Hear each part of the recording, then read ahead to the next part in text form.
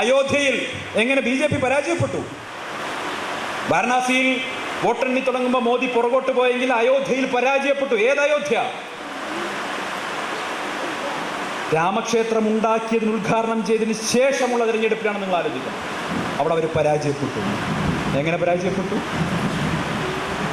പരാജയപ്പെടുത്തിയത് ഈ നാട്ടിലെ മുസ്ലിങ്ങൾ മാത്രമല്ല, ഈ നാട് ഒന്നിച്ചു നിൽക്കണമെന്ന് ആഗ്രഹിക്കുന്ന, വിശ്വാസിയായ, ഈ നാട്ടിൽ സാഹോദര്യം പുലരണമെന്ന് ആഗ്രഹിക്കുന്ന, ഹിന്ദുവും മുസ്ലിമും ഒറ്റക്കെട്ടായി നിൽക്കണമെന്ന് ആഗ്രഹിക്കുന്ന ഈ നാട്ടിലെ ഹിന്ദുക്കൾ വോട്ട് ചെയ്തിട്ടാണ് അയോധ്യയിൽ BJPയെ പരാജയപ്പെടുത്തിയത്.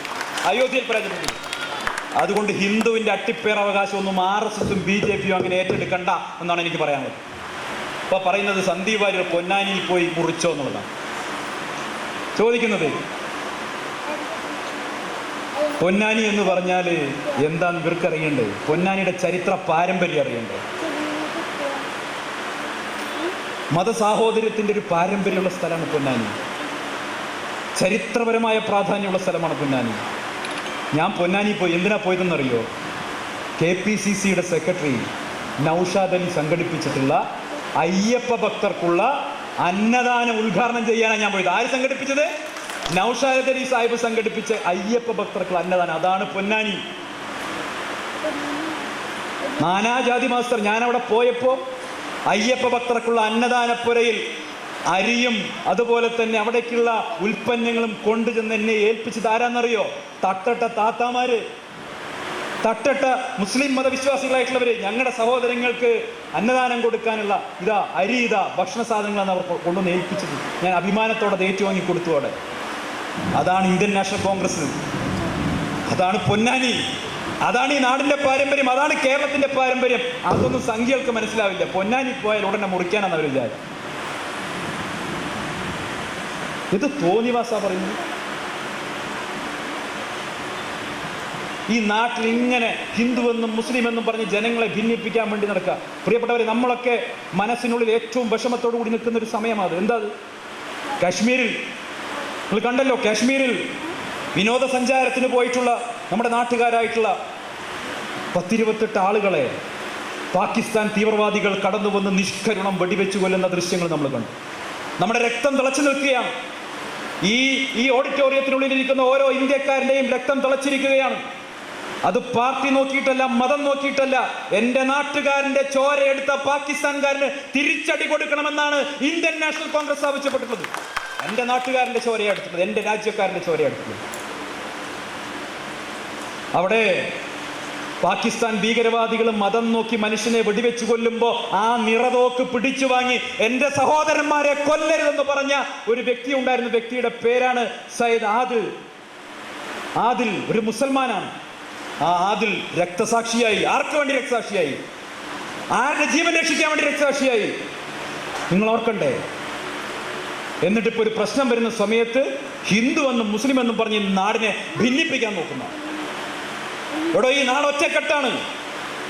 ഒരു തർക്കമോ കാര്യത്തിൽ വേണ്ട. ഈ ഓഡിറ്റോറിയത്തിലിരിക്കുന്ന ഒരാളുടെ മനസ്സിൽ പോലും ആ നടന്ന കാര്യങ്ങളോട് യോജിപ്പില്ല. പാകിസ്ഥാന് കനത്ത തിരിച്ചടി കൊടുക്കണമെന്ന ഒരു ഇന്ത്യക്കാരൻ എന്നുള്ള നിലയ്ക്കുള്ള രോഷത്തോട് കൂടിയിട്ടാണ് നമ്മൾ ഓരോരുത്തരിയിരിക്കുന്നത്. അത് പറയാൻ ഇന്ത്യൻ നാഷണൽ കോൺഗ്രസ്സുകാരന് അധികാരമുണ്ട്. എന്താ അധികാരം? 1971 പാകിസ്ഥാനെ 2 കഷ്ണമാക്കി മുറിച്ചു കൊടുത്ത ഇന്ദിരാഗാന്ധിയുടെ പാർട്ടിക്കാരാണ് ഇന്ത്യൻ നാഷണൽ കോൺഗ്രസ്സുകാർ. 1984 ഓപ്പറേഷൻ മേഘദൂതിലൂടെ സിയാച്ചിൻ പിടിച്ചെടുത്ത രാജീവ് ഗാന്ധിയുടെ പാർട്ടിക്കാരാണ് ഇന്ത്യൻ നാഷണൽ കോൺഗ്രസ്സുകാർ. 65 ലാഹോർ വരെ കടന്നു എന്ന് പാകിസ്ഥാനെ മുട്ടുകുത്തിച്ച ലാൽ ബഹദൂർ ശാസ്ത്രിയുടെ പാർട്ടിക്കാരാണ് ഇന്ത്യൻ നാഷണൽ കോൺഗ്രസ്സുകാർ. ആ കോൺഗ്രസ്സുകാരോടാണ് ഇവർ ദേശസ്നേഹം, അല്ലേ, ദേശസ്നേഹികളാണെന്ന് നിങ്ങൾ തെളിയിക്കണമെന്ന് പറയുന്നു. ഇവിടെ ദേശസ്നേഹത്തിന്റെ അളവുകോലിരിക്കുന്നത് RSSന്റെ കാര്യാലയത്തിലല്ല എന്ന് മാത്രമേ ഞങ്ങൾക്ക് പറയാനുള്ളൂ. ഈ പ്രസ്ഥാനം, ഇന്ത്യൻ നാഷണൽ കോൺഗ്രസ് എന്ന പ്രസ്ഥാനം, ബ്രിട്ടീഷ് സാമ്രാജ്യത്വത്തിനെതിരായി പോരാടിക്കൊണ്ട് ഇന്ത്യൻ നാഷണൽ കോൺഗ്രസിന്റെ പ്രവർത്തകർ വെടിയുണ്ടകൾ ഏറ്റുവാങ്ങുമ്പോൾ, ബ്രിട്ടീഷുകാരുടെ വെടിയുണ്ടകൾ ഏറ്റുവാങ്ങുമ്പോൾ, ആ ബ്രിട്ടീഷ്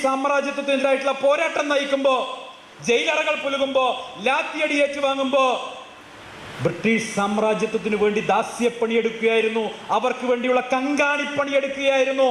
RSS എന്നുള്ള ചരിത്ര സത്യം വിളിച്ച് ഞങ്ങൾ ഉറക്കെ പറഞ്ഞുകൊണ്ടിരിക്കും. അത് പാലക്കാടും പറയും, നാഗ്പൂരിലും പറയും, ഡൽഹിയിലും പറയും, ഒരു സംശയവും വേണ്ട. അങ്ങനെ നിങ്ങൾ പിൻവാതിലൂടെ കൊണ്ടുവന്ന് ഹെഡ്ഗേവാറിന്റെ പേരിടാനും നോക്കണ്ട, അല്ലേ? പിൻവാതിലൂടെ കൊണ്ടുവന്ന് പാലക്കാട് മുനിസിപ്പാലിറ്റിയിൽ ഹെഡ്ഗേവാറിന്റെ പേരിടാൻ നോക്കുക. എന്തേ മൂപ്പര് ചെയ്തത്? ഹെഡ്ഗേവാർ സ്വാതന്ത്ര്യ സമര സേനാനിയായിരുന്നു എന്നാണ് പറയുന്നത്. മൂപ്പര് എന്തിനാണ് സ്വാതന്ത്ര്യ സമരത്തിന് പോയതെന്ന് അറിയോ? അത് എഴുതി വെച്ചിട്ടുണ്ട്. ശ്രീ ഗുരുജി സാഹിത്യ സംഗ്രഹത്തിൽ എഴുതി വെച്ചിട്ടുണ്ട്. എന്താ എഴുതി വെച്ചിട്ടുള്ളത്? ഇന്ത്യൻ നാഷണൽ കോൺഗ്രസിന്റെ നേതൃത്വത്തിൽ ഒരു സമരം നടക്കുന്നുണ്ട്. നാഗ്പൂർ പ്രദേശത്തെ മുഴുവൻ ചെറുപ്പക്കാരും ആ സമരവുമായി ബന്ധപ്പെട്ട് അവിടെയാണ്.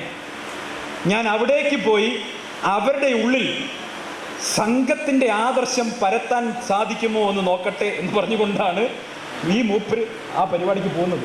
ആ പോയി വന്നതിന് ശേഷം പിന്നീട് ഒരിക്കലും അദ്ദേഹം സ്വാതന്ത്ര്യ സമരത്തിൻ്റെ ഭാഗമായി വന്നിട്ടില്ല. മാത്രമല്ല, അതിനുശേഷം നാഗ്പൂരിലെ കുറച്ച് RSS അനുഭാവികളായിട്ടുള്ള ചെറുപ്പക്കാർ പോയി ഡോക്ടർ ഹെഡ്ഗേവാറിനെ കാണുന്നുണ്ട്. എന്നിട്ട് ചോദിക്കുകയാണ്, ഡോക്ടർ ജി, ഞങ്ങളുടെ കയ്യിൽ ആവശ്യത്തിന് പണമുണ്ട്, 2 വർഷം ഞങ്ങളുടെ കുടുംബത്തെ നോക്കാൻ ആവശ്യമായ സംവിധാനങ്ങൾ ചെയ്തിട്ടുണ്ട്, ഞങ്ങളുടെ കുടുംബം നോക്കാൻ ആളുണ്ട്, ഞങ്ങൾ സ്വാതന്ത്ര്യ സമരത്തിൻ്റെ തീച്ചൂളയിലേക്ക് എടുത്തു ചാടാൻ ആഗ്രഹിക്കുന്നു, ഞങ്ങൾക്ക് അനുവാദം തരണം, ഞങ്ങൾക്ക് മാർഗനിർദ്ദേശം തരണം എന്ന് പറഞ്ഞപ്പോൾ ഈ ഡോക്ടർ ഹെഡ്ഗേവാർ എന്താ പറഞ്ഞെന്നറിയോ?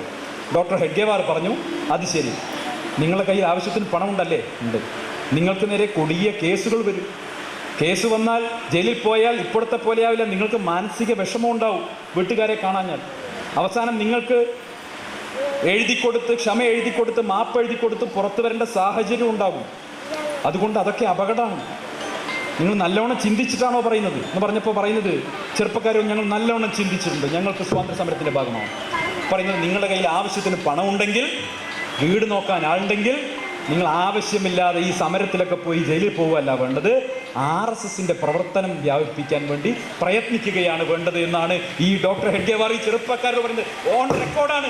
RSSന്റെ പ്രസിദ്ധീകരണത്തിൽ ഡോക്ടർ ഹെഡ്ഗേവാറിന്റെ സംബന്ധിച്ച് ഗുരുജി സാഹിത്യ സംഗ്രഹം എന്ന് പറയുന്ന RSS പ്രസിദ്ധീകരിച്ച പുസ്തകത്തിലുള്ള കാര്യമാണ്. സ്വാതന്ത്ര്യ സമരത്തിന്റെ തീച്ചൂളയിലേക്ക് ഇന്ത്യയിലെ ചെറുപ്പക്കാർ എടുത്തുചാടി സ്വന്തം ജീവൻ നൽകാൻ, രക്തം നൽകാൻ തയ്യാറായി. ഇന്ത്യയിലെ ലക്ഷക്കണക്കിന് ചെറുപ്പക്കാർ ഈ മൂവർണ്ണക്കൊടി എടുത്തുകൊണ്ട് വന്ന കാലത്ത് ആ ബ്രിട്ടീഷ് സാമ്രാജ്യത്വത്തിന് വിടുപണിയെടുക്കാൻ വേണ്ടി, ആ ബ്രിട്ടീഷ് സാമ്രാജ്യത്വത്തിന്റെ അധികാരത്തിൽ ദാസ്യപ്പണിയെടുക്കാൻ തയ്യാറായി നിന്നവരായിരുന്നു RSSന്റെ നേതൃത്വം എന്നുള്ള കാര്യമാണ് ഞാൻ പറയുന്നത്. അത് കൃത്യമായിട്ടുള്ള കാര്യമാണ്. അതുകൊണ്ട് തന്നെ ഈ വിഷയത്തിൽ ബൗദ്ധികമായിട്ടൊരു സംവാദത്തിൽ ഏർപ്പെടാൻ ഒരു RSSകാരനും BJPക്കാരനും തയ്യാറാവില്ല. മറിച്ച് എന്താ പറയുന്നത്? സന്ദീപ് വാര്യർക്കും രാഹുൽ മാങ്കൂട്ടത്തിലും വിശാല കബറിട ഒരുക്കുന്നു. അതിനാണായി പിറന്നവനും പാലക്കാട്ടെ RSSലും BJPയിലും ഇല്ല എന്ന് എനിക്ക് പറയാനുള്ളൂ. അതിനാണായി പിറന്നവനും പാലക്കാട്ടെ RSSലും BJPയിലും ഇപ്പൊ ഇല്ല. അതെനിക്ക് നന്നായിട്ട് അറിയാം. ആംബിയറുള്ള ഒരുത്തനും അതിനകത്ത് ബാക്കിയില്ല എന്ന് എനിക്ക് നന്നായിട്ട് അറിയാം. അതുകൊണ്ട് തന്നെ ഇന്ത്യൻ നാഷണൽ കോൺഗ്രസ് എല്ലാ കാലത്തും അഹിംസ പാലിച്ചുകൊണ്ട് ഇങ്ങോട്ട് വരുന്ന അതിക്രമങ്ങളെ മുഴുവൻ നേരിട്ട് കൊള്ളാമെന്ന്, അല്ലേ, KPCC പ്രസിഡന്റ് പറഞ്ഞത് എനിക്ക് മനസ്സിലായത് ആണല്ലോ, നിങ്ങളെല്ലാവരും കേട്ടതാണല്ലോ. ഇങ്ങോട്ട് അടി വരുമ്പോൾ അത് ആ അടി കൊണ്ടുകൊണ്ട് നിൽക്കാമെന്ന് എവിടെയും എഴുതി കൊടുത്തിട്ടൊന്നുമില്ല എന്ന് പാലക്കാട്ടെ RSSകാരെ ഓർമ്മിപ്പിക്കാൻ കൂടി ഞാൻ ഈ സമയം ഉപയോഗിക്കുകയാണ്. Alanallur cooperative rural credit society, Starlux tower, Melattur road, Alanallur. Phone 04924262213.